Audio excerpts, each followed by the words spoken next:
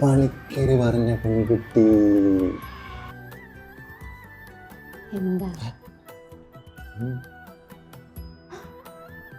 വല്ല ബാങ്കിൽ നിന്ന് വന്നതായിരിക്കും.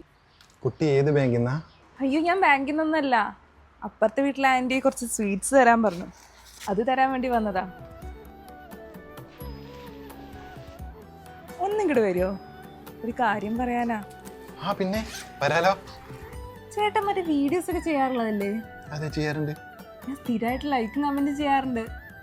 സ്ഥിരമായിട്ട് ലൈക്കും കമന്റും?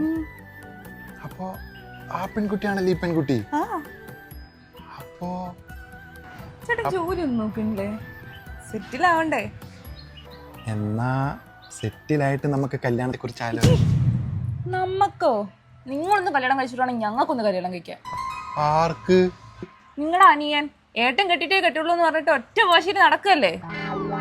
വല്ല ജോലിക്കും പോയി കല്യാണം കഴിച്ച് ജീവിക്കാൻ നോക്ക് മനുഷ്യ, എന്നിട്ട് വേണം ഞങ്ങൾക്കൊന്ന് കെട്ടാൻ.